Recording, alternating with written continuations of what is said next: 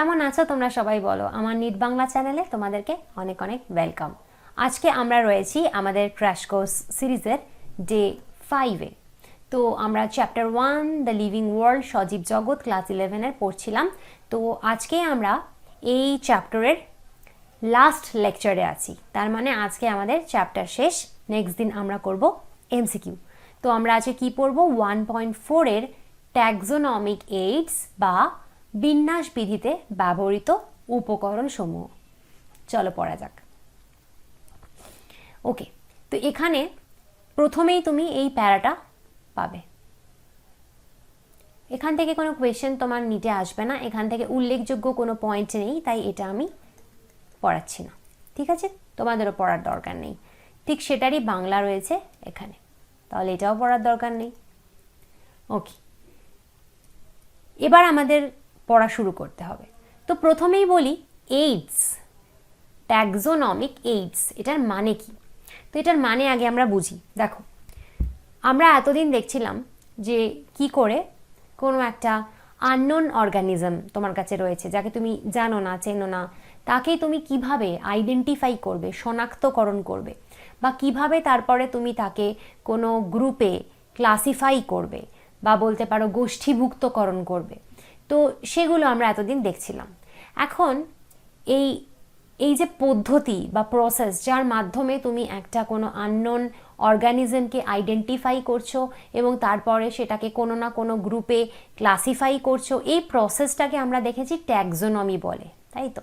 তো এই ট্যাক্সোনমি বা এই প্রসেসটাতে করতে বেশ কিছু কাজ আমাদেরকে হেল্প করে। মানে ঠিক কী কী আমাদেরকে হেল্প করবে যে কোনো একটা আননোন অর্গানিজমকে কোনোভাবে একটা ক্লাসিফাই করতে বা আইডেন্টিফাই করতে।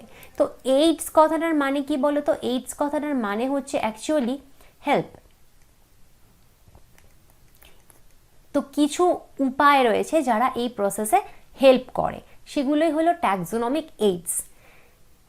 কারণ তুমি এখানে বাংলাতেও ট্যাক্সোনমিক এইডসের কোনো আলাদা করে কথা বলা হয়নি, তা তুমি এখানে এইডস কথাটার মাথায় রাখলেই চলবে যে এইডস মানে হচ্ছে ট্যাক্সোনমিতে যারা হেল্প করে।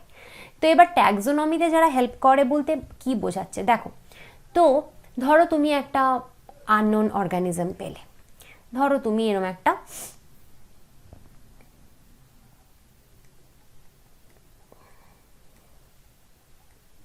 আননোন অর্গানিজম পেলে, তো তোমাকে আমি বললাম যে এটাকে তুমি আইডেন্টিফাই করো, করে তুমি এটাকে ক্লাসিফাই করো, এটাকে তুমি শনাক্তকরণ করে গোষ্ঠীভুক্তকরণ করো। তো তুমি কি করবে? তোমার ফার্স্ট স্টেপ কি হওয়া উচিত? তুমি এটাকে আইডেন্টিফাই করার জন্য তুমি কিছু রেফারেন্স দেখবে। মানে কি? যে যারা অলরেডি আইডেন্টিফাইড হয়ে গেছে বা যারা অলরেডি ডিসকভার্ড, যারা অলরেডি আবিষ্কৃত হয়ে গেছে, তাদের কারোর সাথে তুমি এর মিল পাও কিনা তুমি দেখবে, তাই তো? তো কাদের সাথে মিল পাচ্ছ না পাচ্ছ সেটা দেখবার জন্য তোমাকে কি করতে হবে?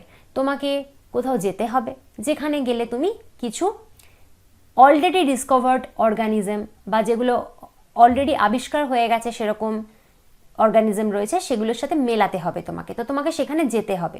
তো এরকম কিছু কিছু জায়গা আছে যেখানে তুমি যেতে পারো। তো তার মধ্যে প্রথম হচ্ছে হার্বেরিয়াম। হার্বেরিয়াম হলো এমন একটা জায়গা যেখানে basically mainly plant specimens and they are died, এটা মাথায় রাখবে। মৃত যে উদ্ভিদ, মৃত উদ্ভিদকে যেখানে স্টোর করা হয়, হার্বেরিয়াম হচ্ছে এরকম একটা স্টোর হাউস। ঠিক আছে, তো তুমি যদি হার্বেরিয়ামে যাও, দেখো এই ছবিটা তুমি দেখতে পাবে, এরকম রুমের মধ্যে অনেক অনেক আলমারি রয়েছে। এই আলমারিগুলোতে না অনেক তাক রয়েছে। দেখো এখানে তাক দেখতে পাচ্ছ, এক একটা করে তাক রয়েছে। যেমন আমরা জামা কাপড় রাখি তাকে, ঠিক সেরকম করে কিছু তাক রয়েছে। সেই তাকে এরা কি রেখেছে বলো তো? এই যে দেখো এখানে কিছু ফাইলের মতন দেখা যাচ্ছে, ব্লু, ইয়েলো, পার্পল, অনেক কালারের ফাইল দেখতে পাচ্ছ না? তো এগুলো হচ্ছে ঠিক ফাইল না, এগুলোকে বলে হার্বেরিয়াম শিটস। শিটের মতন কতগুলো বস্তু, যেখানে কি রয়েছে, কি রাখা রয়েছে, এখানে অ্যাকচুয়ালি যে তোমার প্লান্ট যেটা মরে গেছে সেটাকে এখানে স্টোর করে রাখা হয়েছে। এবার তুমি বলতে পারো যে প্লান্টকে কি করে স্টোর করে? তো তো বেসিক্যালি তার যে উপায় স্টোর করার সেটা হচ্ছে প্রথমে তোমাকে একটা প্লান্ট যেটা মরে গেছে সেটা তুমি কালেক্ট করলে, তারপরে সেটাকে কি করতে হবে, তোমাকে সেটাকে ড্রাই করতে হবে, শুকনো করে দিতে হবে, শুষ্ক করতে হবে, একদম ড্রাই করে দিলে, কারণ যদি ওর মধ্যে যদি তোমার ওয়াটার থাকে না, তো তাহলে যেটা হবে পচে যাবে, পচন ধরবে। তো ওটাকে একদম ড্রাই করে নিলে, ড্রাই করার পরে যেটা করতে হবে ওটাকে তোমার প্রেস করতে হবে, একদম যেভাবে আমরা ইস্ত্রি দিয়ে জামা কাপড় প্রেস করি ঠিক সেভাবে প্লান্টকে ড্রাই করে প্রেস করা হয়। তাতে প্লান্ট কি হয়, প্রেস হয়ে একদম চিপটে যায়, একদম চিপটে যায়। তারপর সেটাকে তুমি কি করতে পারো, সেটাকে তুমি কিছু মোটা মোটা হার্বেরিয়াম শিট পাওয়া যায় যেগুলো কাগজের তৈরি, কিন্তু মোটা কাগজের তৈরি। তো তার মধ্যে তুমি তারপরে ওই যে যেটাকে প্রেস করলে প্লান্টটাকে, সেটাকে তুমি চিপকে দিতে পারো ওর মধ্যে। তো আঠা দিয়ে বা সেলোটেপ দিয়ে তুমি ওটাকে চিপকে দিতে পারো, দিয়ে সেটাকে তুমি এবার এই আলমারির মধ্যে তুমি ঢুকিয়ে রাখলে, নিয়ে সেভাবে তুমি প্রিজার্ভ করতে পারো। তো এভাবে যদি প্লান্টকে তুমি প্রথমে ড্রাই করো, তারপরে প্রেস করো, তারপরে শিটের মধ্যে চিপকে দিয়ে সেটাকে প্রিজার্ভ করো, তো বহু বছর কিন্তু এইভাবে তুমি প্লান্টকে রাখতে পারো। তো সেটা বাংলাতেও বলেছে যে হার্বেরিয়াম শিটে সংরক্ষিত শুষ্ক এবং চাপা দেওয়া সংগৃহীত উদ্ভিদ নমুনাগুলোর সংগ্রহশালাই হলো হার্বেরিয়াম। তো সংরক্ষিত, শুষ্ক এবং চাপা দেওয়া, ড্রাই করা এবং প্রেস করা, তারপরে সেটাকে চিপকে দিচ্ছ তুমি। এবার এখান থেকে যেটা কোয়েশ্চেন আসবে তোমার নিটে, সেটা হচ্ছে হার্বেরিয়াম শিট। এই যে হার্বেরিয়াম শিটের মধ্যে তুমি ধরো একটা প্লান্টকে এভাবে চিপকে দিলে,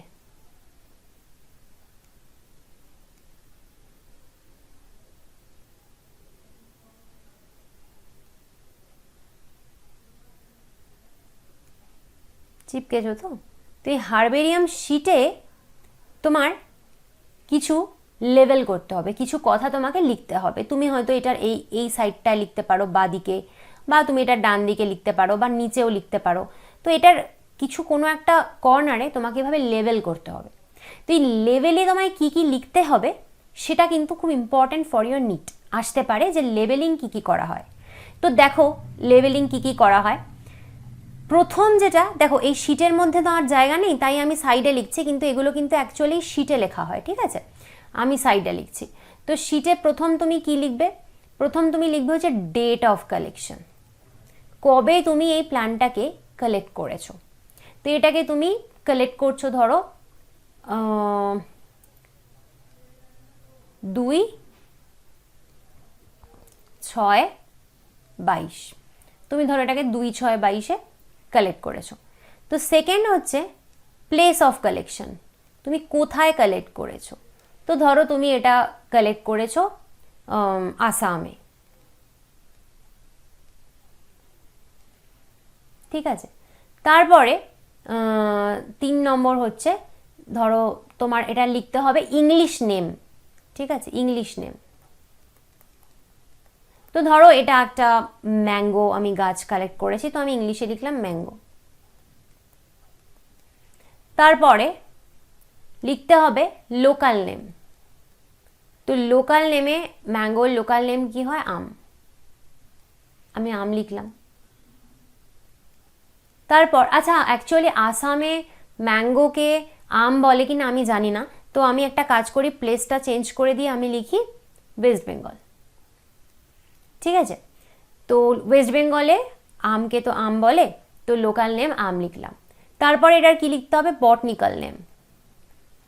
আচ্ছা বটানিক্যাল নেম আর সাইন্টিফিক নেম কিন্তু সেম, বটানিক্যাল নেম আর সাইন্টিফিক নেম কিন্তু সেম। সেখানে তুমি লিখতে পারো ম্যাঞ্জিফেরা ইন্ডিকা। তারপরে কি লিখতে হবে 6 নম্বরে, ফ্যামিলি। এর ফ্যামিলি কি, অ্যানাকার্ডি এ সি ই এ ই, অ্যানাকার্ডিয়েসি, আমের ফ্যামিলি, সেটাই লিখলে। 7 নম্বরে লিখতে হবে কালেক্টরস নেম। তো ধরো এটা কে কালেক্ট করেছে, আমি কালেক্ট করেছি, তো আমার নাম আমি লিখছি মালিঙ্কি সুর। তাহলে এখানে 7টা পয়েন্টে তোমাকে লেভেল করতে হবে এভাবে। হার্বেরিয়াম শিটে তুমি এভাবে লেভেল করতে পারো। তো ধরো এটা আমি কালেক্ট করেছি আজকের ডেটে ওয়েস্ট বেঙ্গল থেকে, আমি সেটাকে এভাবে শিটের মধ্যে চিপকে দিয়ে, হার্বেরিয়াম শিটে চিপকে আমি সেটাকে এই অফিসে জমা করলাম। হার্বেরিয়াম অফিসার মেম্বাররা সেটাকে এইভাবে আলমারিতে রেখে দিল। আজকে 10 বছর বাদে কেউ একটা আননোন প্লান্ট পেলো, তো সেটাকে সে কি করতে চায়, সেটাকে সে আইডেন্টিফাই করতে চায়। সে হার্বেরিয়ামে যাবে, গিয়ে সে এরকম হার্বেরিয়াম শিটগুলো খুলবে, খুলে খুলে খুলে খুলে সব যে নমুনাগুলো আছে সেগুলো সে দেখবে। দেখে সে দেখবে যে তার হাতে যেটা রয়েছে সেটার সাথে ওগুলোর কোনটার মিল রয়েছে। যার মিল পাবে তো তার সাথে সেটাকে ও কম্পেয়ার করবে, সেই অনুযায়ী সে এটাকে আইডেন্টিফাই করবে। ঠিক আছে, নেক্সট যেটা, আচ্ছা বাংলায় তাহলে একই ব্যাপার, শুধু এখানে তোমার লেখা রয়েছে হার্বেরিয়াম শিটে নমুনা সংগ্রহের স্থান, যেটা বললাম প্লেস, তারিখ, ডেট, নমুনার ইংরেজি নাম, স্থানীয় নাম, বৈজ্ঞানিক নাম, গোত্র মানে যেটা ফ্যামিলি, সংগ্রহকারীর নাম ইত্যাদি সব তথ্য বহনকারী একটি লেভেলও থাকে। হলো? ওকে, নেক্সট হচ্ছে বটনিক্যাল গার্ডেন। বটনিক্যাল গার্ডেন আমরা সবাই জানি, সবাই আমরা গেছি বটনিক্যাল গার্ডেনে। অ্যাটলিস্ট যারা কলকাতায় থাকো, হাওড়ায় থাকো, তারা তো সবাই বটনিক্যাল গার্ডেনে নিশ্চয়ই কখনো না কখনো গেছো। বটনিক্যাল গার্ডেনে কি হয়, বটনিক্যাল গার্ডেনেও প্লান্টসই রাখা হয়, কিন্তু সেখানে লিভিং প্লান্টসের কালেকশন থাকে। আমরা হার্বেরিয়ামে কি দেখলাম, সব ডেড প্লান্টস থাকে, তাই না? সব ডেড প্লান্টসকে তুমি প্রিজার্ভ করো, কিন্তু বটনিক্যাল গার্ডেনে তুমি লিভিং প্লান্টসকে প্রিজার্ভ করো। তুমি যদি বটনিক্যাল গার্ডেনে গিয়ে থাকো তো দেখবে যে প্রচুর প্রচুর গাছ রয়েছে সেখানে, তো সব লিভিং তারা। তো সেখানেও ধরো সাপোজ তোমার এটা একটা গাছ রয়েছে বটনিক্যাল গার্ডেনে, ঠিক আছে?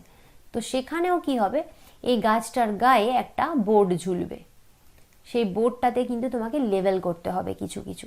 তো সেখানে তুমি কি কি লেভেল করবে, তো সেখানে তুমি প্রথমেই যেটা লেভেল করবে সেটা হচ্ছে গাছটার বটনিক্যাল নেম और সায়েন্টিফিক নেম করলে। আর কি লেভেল করবে, আর লেখা থাকবে ফ্যামিলি। ঠিক আছে, তো এই দুটো লেভেল কিন্তু মাস্ট করতেই হবে।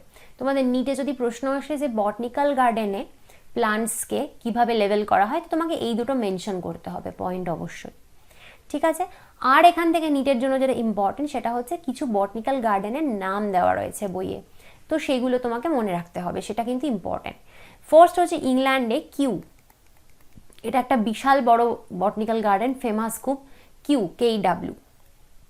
আচ্ছা, আমাদের হাওড়ায় রয়েছে যেটা শিবপুরে রয়েছে ইন্ডিয়ান বটনিক্যাল গার্ডেন, আর লখনৌতে আরেকটা রয়েছে ন্যাশনাল বটনিক্যাল রিসার্চ ইনস্টিটিউট। তাহলে এই তিনটে কিন্তু তোমার বটনিক্যাল গার্ডেনের নাম মুখস্থ করতে হবে, এই তিনটে কিন্তু আসতে পারে। ঠিক আছে, তো বাংলায় কি লিখেছে, জীবন্ত গাছপালা সংগ্রহ, যেটা বললাম লিভিং প্লান্টসরা থাকে, আর বিজ্ঞানসম্মত নাম আর গোত্র লিখে লেবেল করা হয়, ফ্যামিলি আর সায়েন্টিফিক নেম, আর হচ্ছে তিনটে এক্সাম্পল। ঠিক আছে, চলো নেক্সট হচ্ছে মিউজিয়াম। তো মিউজিয়ামেও মোটামুটি আমরা কখনো না কখনো সবাই গেছি। যদি কলকাতা মিউজিয়ামে গিয়ে থাকো তো খুব ভালো, যদি নাও গিয়ে থাকো, যারা ঘুরতে গেছো কোথাও না কোথাও, যখন আমরা ঘুরতে যাই, ঘুরতে গেলে দেখি যে একটা স্পট কিন্তু মিউজিয়াম থাকে, সেখানকার লোকাল মিউজিয়াম। তো মিউজিয়ামে আমরা মোটামুটি সবাই গেছি। তাছাড়া তোমার স্কুল কলেজেও ছোট ছোট করে তোমার মিউজিয়ামের মতন করা হয়। আচ্ছা, তো এই মিউজিয়ামে কি থাকে অ্যাকচুয়ালি, তো মিউজিয়ামের এই পার্টটা খুব ইম্পর্ট্যান্ট নিটের জন্য। তো মিউজিয়ামে হচ্ছে তোমার প্লান্টও থাকে, অ্যানিম্যালও থাকে, কিন্তু দুটোই কিন্তু ডেড প্লান্ট, ডেড অ্যানিম্যাল। ঠিক আছে, ডেড প্লান্ট, ডেড অ্যানিম্যালের নমুনা থাকে তোমার মিউজিয়ামে। তো এখানে কি করতে পারো তুমি, স্পেসিমেন কিভাবে প্রিজার্ভ করতে পারো মিউজিয়ামে, সেটা কিন্তু নিচে কোয়েশ্চেন আসতে পারে। তো প্রথম বলছে যে তুমি স্পেসিমেন কন্টেনার বা জারে প্রিজারভেটিভ সলিউশনে রাখতে পারো। দেখো বলেছে নমুনাগুলো কোনো পাত্রে বা সংরক্ষক দ্রবণ সমন্বিত জারে রাখা হয়। তো তুমি নিশ্চয়ই দেখেছো, তোমার স্কুলের ল্যাবরেটরিতেও তুমি দেখবে যে কিছু জার, কাচের কিছু জার এরকম হয়, তো তার মধ্যে দেখবে যে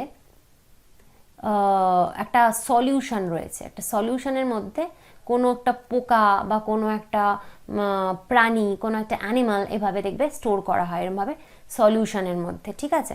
তো এই সলিউশনটাকে বলে হচ্ছে প্রিজারভেটিভ সলিউশন। কেন? কারণ এটা প্রিজার্ভেশনে সাহায্য করে। কারণ তুমি যদি এই প্রিজারভেটিভ সলিউশনের মধ্যেই প্রাণীটাকে না ডুবিয়ে রাখো তাহলে এটাই পচন ধরবে। তো প্রিজারভেটিভ সলিউশন কি করে? পচন ধরা থেকে বা ডিকেইং হওয়া থেকে রক্ষা করে। তো এই প্রিজারভেটিভ সলিউশনকে বাংলায় বলছে সংরক্ষক দ্রবণ। চলো লিখে রাখি, কেন এটা সংরক্ষণে সাহায্য করে তাই। হলো? তো এইভাবে একটা ওয়ে হতে পারে। এটা হলো প্রথম। নেক্সট দেখো কি বলছে, প্লান্ট অ্যান্ড অ্যানিমাল স্পেসিমেন্টস কিভাবে তুমি স্টোর করতে পারো? ড্রাই হিসেবে, একদম ড্রাই করে দাও, যেভাবে আমরা হার্বেরিয়াম শিটে দেখেছিলাম না, যেরকম ড্রাই করে হয়, তো একদম সেরকম ড্রাই করে দাও। ড্রাই করলে এমনিতেই তাতে আর পচন ধরার ক্ষমতা থাকে না, নিয়ে তুমি সেটাকে স্টোর করতে পারো।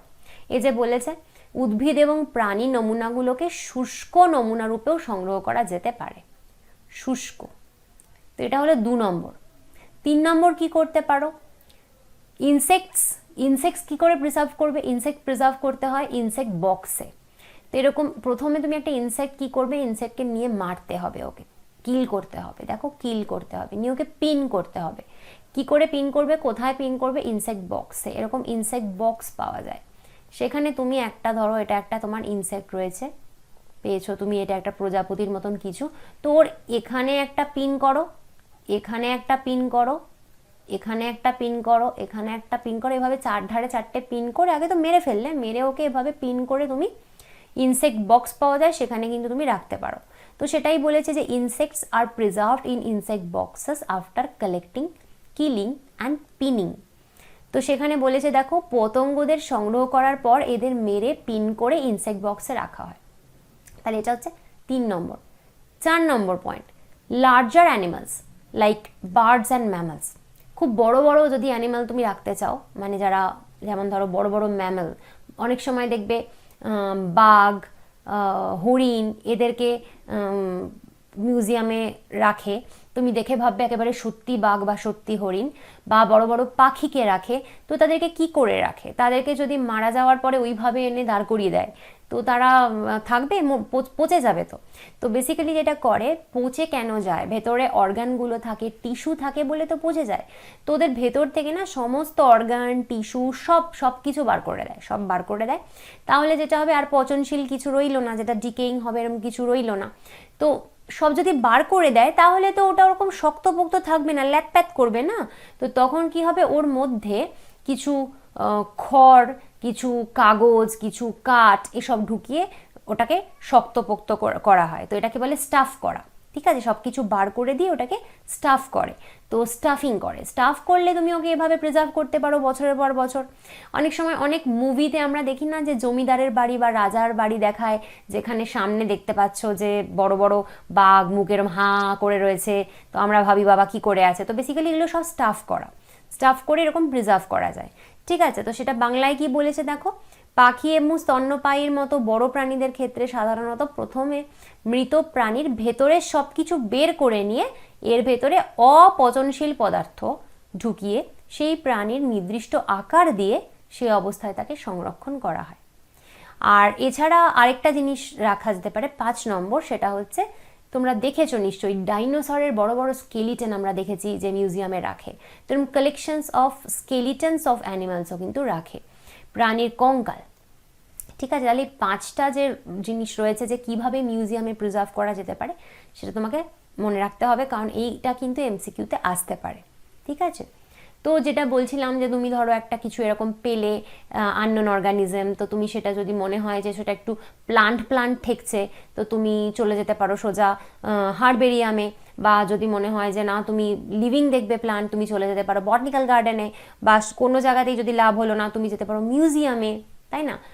আচ্ছা, এবার যদি সেটা অ্যানিমেল ঠেকে, যে নতুন অর্গানিজমটা তুমি পেয়েছো, মনে হচ্ছে না এটা প্লান্ট না, এটা অ্যানিমেল হবে, তাহলে ডেফিনেটলি তুমি হার্বেরিয়ামেও যাবে না, ডেফিনেটলি তুমি বটানিক্যাল গার্ডেনেও যাবে না। তুমি কোথায় যাবে? তুমি মিউজিয়ামে যেতে পারো। আদারওয়াইজ তুমি কোথায় যাবে? তুমি যাবে জুতে, চিড়িয়াখানায়। তো জুতে কি হয়, চিড়িয়াখানায় আমরা জানি ওয়াইল্ড অ্যানিমাল ওখানে রাখা থাকে, তাই না, ওয়াইল্ড অ্যানিমাল রাখা থাকে। তো ওরা কি হয়, ওরা প্রোটেক্টেড এনভায়রনমেন্টে থাকে আন্ডার হিউম্যান কেয়ার। আমরা এটা জানি যে মনুষ্য পরিচর্যাধীন যায় অবস্থায় থাকে, সংরক্ষিত পরিবেশে বন্যপ্রাণীদের সংরক্ষণ করা হয় আন্ডার হিউম্যান কেয়ার, তাই না, মানুষ ওদের পরিচর্যা করে। আর প্রোটেক্টেড, দেখো ওখানে যারা হরিণ রয়েছে তাদেরকে কি বাঘ মারছে বা কেউ মারছে? কেউ ওদেরকে মারে না, ওদেরকে প্রোটেক্টেড অবস্থায় আমরা প্রিজার্ভ করি। আর এরা ডেফিনেটলি লিভিং। জুলজিক্যাল পার্ক বা চিড়িয়াখানায় যে লিভিং অর্গানিজম থাকে সেটা নিশ্চয়ই আর লিখবো না, সেটা ক্লাস 2 এর বাচ্চাও জানে। তো ওখানে গিয়ে তুমি কি করতে পারো, কি লার্ন করতে পারো? ওদের ফুড হ্যাবিট আমরা দেখি না, খাঁচার বাইরে দাঁড়িয়ে দাঁড়িয়ে যে বিকেলবেলা আমরা দেখেছি 4টের সময় বাঘকে ছুঁড়ে ছুঁড়ে মাংস দেওয়া হচ্ছে। তো কে কি খায়, পাখিদেরকে আমরা দেখি সিড দেওয়া হয়, খাবার দেওয়া হয়, ছোলা দেওয়া হয়। তো আমরা এখান থেকে দেখতে পারি যে কে কি খাচ্ছে বা বিহেভিয়ার, কে কীরকম বিহেভ করছে, কেউ গর্জন করছে, কেউ কিচিরমিচির করছে, তো এদের বিহেভিয়ারও আমরা জানতে পারি। আর all animals in a zoo are provided condition similar to their natural habitat. এ ধরনের পার্কে রাখা প্রাণীদেরকে যতটা সম্ভব তাদের নিজস্ব বাসস্থানের অনুরূপ পরিবেশে রাখার চেষ্টা করা হয়। এটার মানে কি? এটার মানে হচ্ছে যে যে যেরমভাবে বনে জঙ্গলে থাকতো তাদেরকে সেরকমই বাসস্থান দেওয়ার চেষ্টা করা হয়। দেখো সম্পূর্ণভাবে তো সম্ভব নয়, যেমন বাঘকে আমরা দেখেছি চিড়িয়াখানায় একটা খাঁচার মধ্যে বন্ধ করে রেখে দেওয়া হয় সিমেন্টের ঘরে। তো ডেফিনেটলি ও জঙ্গলে সিমেন্টের ঘরে থাকে না, তো জঙ্গলে যেভাবে জঙ্গলে থাকে বাঘকে তো সেভাবে রাখা যাচ্ছে না। তবে যতটা পারা যায় ততটা করা যায়। যেমন তুমি দেখবে যে পাখিদেরকে যে রাখে খাঁচার মধ্যে চিড়িয়াখানায়, দেখবে কিছু ভেতরে আর্টিফিশিয়াল গাছের ডালপালা দিয়ে রাখে, যাতে কিছুটা ওরকম বনের মতন পরিবেশ যাতে তৈরি করা যায় সেইভাবে চেষ্টা করা হয়। ঠিক আছে, আচ্ছা। তো এটা হচ্ছে তোমাদের এনসিইআরটিতে ছবি দেওয়া আছে, এটা কিছুই বলার নেই, এখান থেকে কিছুই কোয়েশ্চেন আসবে না। এখানে পাতি আমরা বাঘ, হাতি, গন্ডার আর হাঁস দেখতে পাচ্ছি। এটা জাস্ট এনসিইআরটিতে ছবিটা আছে বলে আমি এখানে তুলে দিয়েছি, এর থেকে তো কিছু বোঝানোরও নেই, কিছু কোয়েশ্চেন আসবেও না। আচ্ছা, নেক্সট দেখো এবার যে আর কি কি ট্যাক্সোনমিক এইডস হতে পারে, কিছু তো আমরা দেখলাম আরও হয়। যেমন একটা হচ্ছে কি, এই কিটা কি সেটা তোমরা অনেকেই বুঝতে পারো না, অ্যাকচুয়ালি এটা এনসিইআরটিতে খুব ভালো করে লেখা নেই। ঠিক আছে, লেখা তো আছে কিন্তু হয়তো এটা থেকে খুব ভালো বুঝতে পারো না তোমরা, কারণ অনেকের কাছে এই কি নিয়ে খুব কনফিউশন আছে। তো এই কিটা কি সেটা আমরা আগে এখানে বুঝবো। দেখো, তো ধরো তুমি একটা আননোন অর্গানিজম পেয়েছো,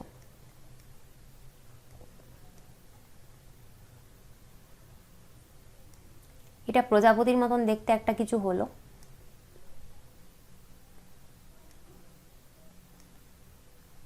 ঠিক আছে।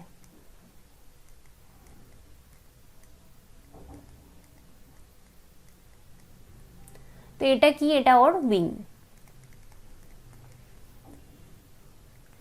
আই রয়েছে, এটুকু আমরা দেখতে পাচ্ছি। তো তোমাকে এটাকে বললাম আমি আইডেন্টিফাই করো, করে ক্লাসিফাই করো। তো তুমি আইডেন্টিফাই করার তো অনেক রকম উপায় আগে বললাম, এছাড়াও আরও কিছু উপায় হয়। তো তার মধ্যে একটা হচ্ছে ট্যাক্সোনমিক কি। তো সেখানে তোমাকে একটা লিস্ট আমি প্রোভাইড করব। সেই লিস্টটার মধ্যে বেশ কিছু কন্ট্রাডিক্টারি বা বিপরীত ক্যারেক্টার লেখা থাকবে। তোমাকে কি করতে হবে, একটা করে ক্যারেক্টার টিক দিতে হবে। এক্সাম্পল দেখো, ধরো আমি একটা এখানে লিস্ট দিলাম, তো সেই লিস্টটায় প্রথম পয়েন্ট রয়েছে অর্গানিজম হ্যাজ উইং। উইং মানে কি সবাই জানো, ডানা। অর্গানিজমটা ডানা আছে। 2 নম্বর পয়েন্ট হচ্ছে organism does not have wing. অর্গানিজমটার ডানা নেই। তোমাকে আমি যে লিস্টটা দিয়েছি তার প্রথম 2টো পয়েন্ট হচ্ছে এটা। তো তুমি এখানে দেখে টিক দেবে একটায়। তো তুমি যে এই অর্গানিজমটা পেয়েছো এটার কি ডানা আছে? তো দেখো আছে। তো আমি অর্গানিজম হ্যাজ উইংয়ে টিক দিলাম। আর organism does not have wing এটা কিছু দেব না, ঠিক আছে। ওকে, তো এই যে দুটো বিপরীত সেন্টেন্স না, কন্ট্রাডিক্টরি সেন্টেন্স, তো এটা একজন বলছে উইং আছে, একজন বলছে নেই, তো এই দুটোকে একসাথে কি বলে, কাপলেট। কাপলেট, কাপল থেকে কাপলেট, কাপল মানে কি জোড়া, এক জোড়াকে কাপল বলে। তো এখানে এক জোড়া সেন্টেন্স, তাই একে বলে কাপলেট। আর এর যে এক একটা সেন্টেন্স, ধরো এই প্রথম সেন্টেন্সটা, এটাকে বলে লিড। আবার যে সেকেন্ড সেন্টেন্সটা এটাকেও বলে লিড। প্রত্যেকটা সেন্টেন্সকে লিড বলে, দুটো সেন্টেন্সকে একসাথে কাপলেট বলে। তো তুমি প্রথম এই সেন্টেন্সটাই রাইট দিলে, এবার তুমি আরও কিছু ক্যারেক্টার দেখবে। তো অর্গানিজম হ্যাজ উইং এর পরে নেক্সট ক্যারেক্টার এখানে যেটা থাকবে, wing is colourful, wing is black. ঠিক আছে, কারণ উইং আছে সেটা তো বুঝে গেছো। এবার নেক্সট হচ্ছে এই দুটো সেন্টেন্স তোমার লিস্টে রাখা রয়েছে, উইং কালারফুল না উইং ব্ল্যাক। তো এখানে আমরা দেখছি উইংয়ে ব্লু ব্লু কালার রয়েছে, তো আমি লিখছি উইং ইজ কালারফুল, এটাতে আমি টিক দিলাম। উইং ইজ ব্ল্যাক আমরা দেখব না। তো আবার কিন্তু উইং ইজ কালারফুল আর উইং ইজ ব্ল্যাক এটা দুটো সেন্টেন্স, তো আবার এটাকে আমরা বলছি কাপলেট, কারণ জোড়ায় আছে। আর এর মধ্যে আবার উইং ইজ কালারফুল হচ্ছে লিড, কারণ এটা একটা সেন্টেন্স, আবার উইং ইজ ব্ল্যাক হচ্ছে লিড, এটা আরেকটা সেন্টেন্স। এবার একটা কথা এখানে দেখো, organism does not have wing, এতেও কিন্তু তুমি আবার দুটো সেন্টেন্স পাবে, কিন্তু আমার তো সেখানে দেখার দরকার নেই, কারণ আমি তো উইং নিয়ে ইন্টারেস্টেড, ডাজ নট হ্যাভে আমি আর এগোবই না। ঠিক আছে, এবার wing is colourful, wing is black, তো উইং ইজ কালারফুলের পরে এর সাথে আবার তোমার দুটো সেন্টেন্স থাকবে, উইং ইজ ব্ল্যাকে আবার দুটো সেন্টেন্স থাকবে। তো উইং ইজ ব্ল্যাকে যে দুটো সেন্টেন্স থাকবে আমরা তাতে ইন্টারেস্টেড নয়, কারণ ওর উইং ব্ল্যাক নয়, আমরা দেখবো না। তো উইং ইজ কালারফুলের পরে কি থাকবে সেটাই আমরা ইন্টারেস্টেড। তো দেখো, আচ্ছা দেখো এখানে লেখার জায়গা নেই, তো আমি এখানে লিখছি উইং ইজ কালারফুলের পরে কি আছে, wing is spotted, wing is bold. মানে কি, ডানাতে স্পট স্পট রয়েছে আর ডানাটা বোল্ড, মানে একদম বোল্ড কালার, মানে এই যে এখানে দেখো এরকম দেখছো পুরোটাই হলুদ, তো এটাকে বোল্ড বলে। আর এরকম থাকা মানে স্পট। তো এখানে wing is spotted, wing is bold, তো তুমি দেখো এর উইং এ স্পট রয়েছে, তো আমি রাইট দেবো উইং ইজ স্পটেড। হলো? তো এখানে আবার এই দুটো সেন্টেন্সকে তুমি একসাথে পড়বে কাপলেট, আর এর এক একটা সেন্টেন্স মানে উইং ইজ স্পটেড হলো লিড, উইং ইজ বোল্ড হলো লিড। তো এইভাবে আমাকে এগোতে হবে, এভাবে এগোতে এগোতে এগোতে এগোতে দেখবে তুমি আস্তে আস্তে ধীরে ধীরে বুঝতে পারবে যে তাহলে আলটিমেটলি এটা কি অর্গানিজম। এই হলো ট্যাক্সোনমিক কি। এবার লেখাটা আমরা পড়ি। So identification of plants and animals, দেখো এভাবে যে শুধু অ্যানিমেলই আইডেন্টিফাই করতে পারবে তা না, এভাবে কিন্তু প্লান্টও আইডেন্টিফাই করা যায়। আমি তোমাদের এক্সাম্পলটা অ্যানিমেলের দিলাম based on similarities and dissimilarities, তাই না? আমরা তো তাই দেখলাম যে তুমি অর্গানিজমটার দিকে একবার তাকাচ্ছ আর তোমার লিস্টের দিকে একবার তাকাচ্ছ, তাকিয়ে দেখছো কোনটা সিমিলারিটি রয়েছে কোনটা ডিসিমিলারিটি রয়েছে। সাদৃশ্য ও বৈসাদৃশ্যের ভিত্তিতে প্রাণী ও উদ্ভিদের শনাক্তকরণের জন্য ব্যবহৃত হয়, based on the contrasting characters. তাই তো, বিপরীতধর্মী চারিত্রিক বৈশিষ্ট্য জোরকে ভিত্তি করে তৈরি করা হয় কন্ট্রাস্টিং অপোজিট ক্যারেক্টার। সেগুলো কিসে থাকে? In a pair called couplet, বলে দিয়েছি কাপলেট কি। এবং সেই বিপরীত বৈশিষ্ট্য জোরগুলোকে বলা হয় কাপুলেট। কাপুলেট কেন বলেছে জানি না, দিস ইজ কাপলেট। চয়েস করতে হবে বিটুইন টু অপোজিট অপশনস। আমরা দেখেছি যে দুটো অপোজিট অপশন রয়েছে, তার মধ্যে তোমার চয়েস হচ্ছে। এই কাপলেটগুলোকে দুটো বিপরীত পছন্দ থেকে একটিকে বাছাই করতে সহায়তা করে। তুমি দুটোর মধ্যে একটা বেছেছো। This results in acceptance of only one and rejection of the other. ফলস্বরূপ যে কোনো একটি বৈশিষ্ট্য গৃহীত হয় এবং অপরটি বর্জিত হয়, সেটা আমরা দেখেছি। আমরা একটাতে দেখো, একটাতে আমরা রাইট দিচ্ছি, স্পটেডে রাইট দিয়েছি, এটা বর্জন করেছি, তাই বলেছে। একটা অ্যাকসেপ্ট করছো, একটা রিজেক্ট করছো। ইচ স্টেটমেন্ট ইন দ্য কি ইজ কল্ড আ লিড। প্রত্যেকটা স্টেটমেন্টকে আমরা বলছি লিড। কি এর প্রতিটি বিবৃতিকে বলা হয় লিড। বিবৃতি মানে সেন্টেন্স। ট্যাক্সোনমিক কি ক্লিয়ার হয়েছে? নেক্সট হচ্ছে কিছু টার্ম পাবে। এখানে বাংলায় ভুল আছে একটা, মন দিয়ে শোনো। যারা বাংলা মিডিয়ামে পড়ো মন দিয়ে শোনো, একটা জিনিস ভুল রয়েছে এখানে, আমি বলে দিচ্ছি। তোমরা বইয়ের মধ্যে কারেকশন করে নাও বা খাতায় লিখে নাও। আচ্ছা, তো এখানে ফার্স্ট হচ্ছে ফ্লোরা। ফ্লোরা কথাটার মানে কি? ফ্লোরা কথাটার মানে হচ্ছে habitat and distribution of plants of a given area. Flora বলতে কোনো নির্দিষ্ট অঞ্চলের সমস্ত উদ্ভিদের প্রকৃত বাসস্থান এবং এদের বিস্তারিত বিবরণকে বোঝায়। ধরো তুমি কোথায় গেলে? তুমি গেলে দিল্লিতে, দিল্লি। দিল্লি গিয়ে তোমার ইচ্ছা হলো দিল্লিতে যত রকম গাছ রয়েছে তুমি সবার সম্পর্কে জানবে। তো তোমার ওখানে লাইব্রেরি থেকে কালেক্ট করতে হবে দিল্লির ফ্লোরা। তাতে তুমি দিল্লিতে যত গাছ রয়েছে সবার হ্যাবিটেট, মানে সবার বাসস্থান, কে কোথায় থাকে, কোন গাছ জলে থাকে, কোন গাছ স্থলে থাকে, কোন গাছ কিভাবে বিহেভ করে, এদের ডিস্ট্রিবিউশন মানে এদের বাসস্থান এবং বিস্তারিত বিবরণকে বোঝায়, হ্যাবিটেট এবং ডিস্ট্রিবিউশন অফ প্লান্টসকে বোঝায়।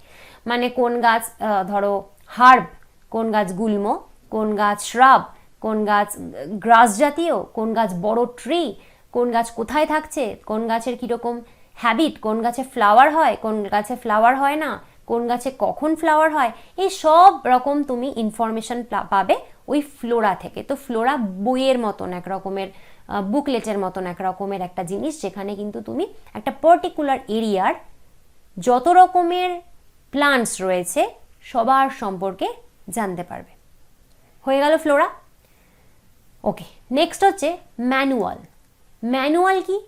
ধরো তুমি আবার বলি তুমি দিল্লি গেলে, তো দিল্লি গিয়ে তুমি গাছে শুধু জানলে হবে না, তোমার গাছ ছাড়া কি করতে হবে, তুমি গাছ তো জানতেই চাও, তার সাথে সাথে দিল্লিতে যত অ্যানিমালস রয়েছে বা বলতে পারো যত মাইক্রো অর্গানিজম, ব্যাকটেরিয়া, এটা ওটা সেটা যা যা রয়েছে তুমি সবার সম্পর্কে জানতে চাও।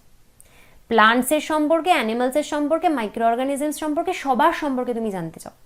তখন তুমি কি ফলো করবে? ম্যানুয়াল ফলো করবে।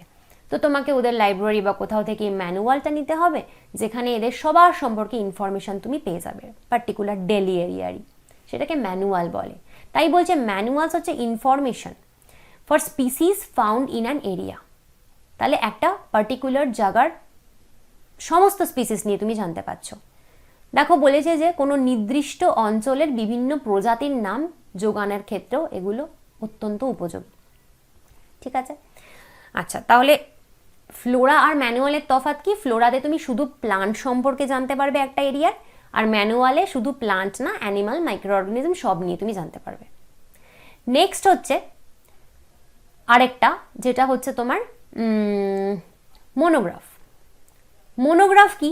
মোনো থেকে মনে রাখবে, দেখো মোনো কথাটার মানে কি বলো তো? ওয়ান। মোনো মানে ওয়ান। তো মোনোগ্রাফের মানে হচ্ছে যেখানে তুমি একটা ট্যাক্সন নিয়ে জানতে পারবে।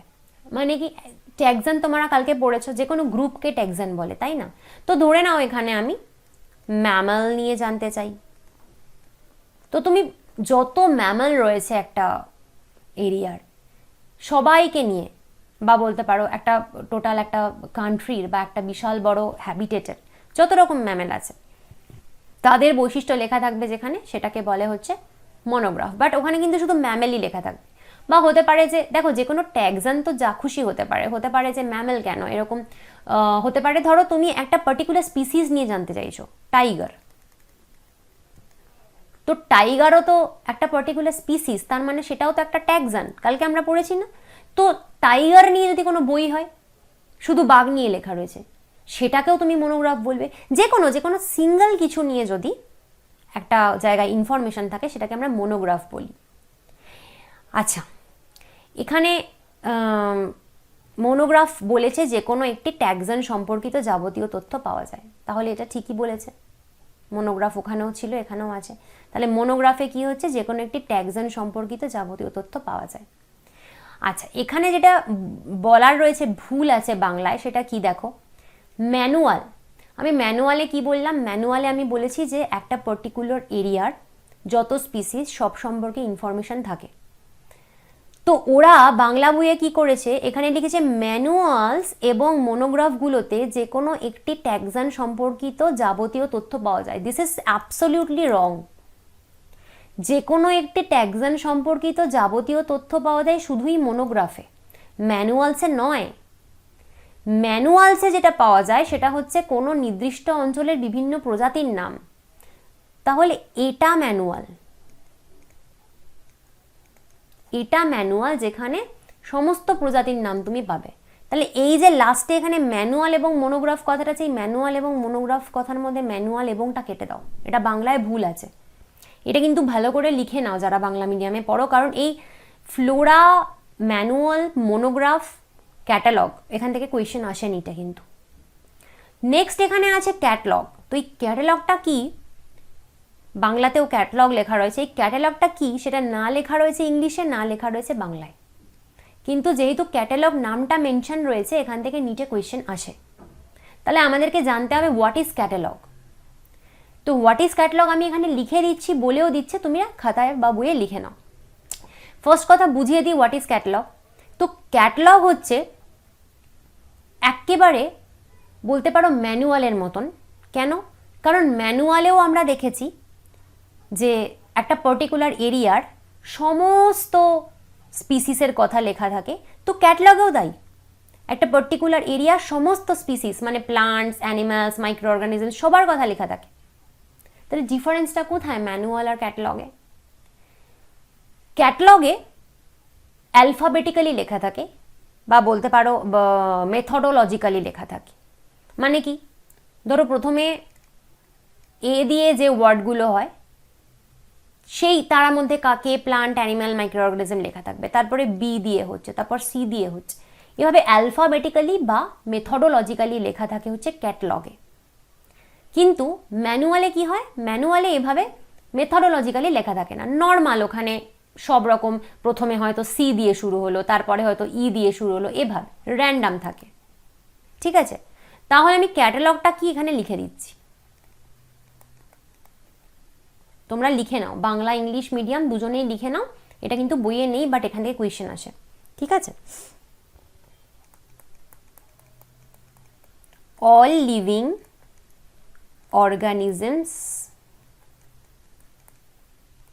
of an area are methodologically ব্র্যাকেটে লিখছি alphabetically arranged and described। বোঝা গেল? তাহলে বলো, চ্যাপ্টার তো আমাদের শেষ, আমরা নেক্সট দিন করব এই চ্যাপ্টারের সমস্ত প্রিভিয়াস ইয়ার্স কোয়েশ্চেনের এমসিকিউ। ঠিক আছে, আর বলো কেমন লাগছে। চ্যানেলটা যদি ভালো লাগে সাবস্ক্রাইব করে দিও, ভিডিওগুলো ভালো লাগলে লাইক কমেন্ট শেয়ার করতে থাকো। আর তুমি যদি পার্সোনালি আমার কাছে আমার অনলাইন ব্যাচে অ্যাডমিশন নিতে চাও বায়োলজির অ্যাফোর্ডেবল প্রাইসে, তাহলে আমাকে হোয়াটসঅ্যাপ করতে পারো এই নাম্বারে। ঠিক আছে, আজকে আসছি, আবার আসবো পরের দিন নতুন লেকচার নিয়ে। Bye bye.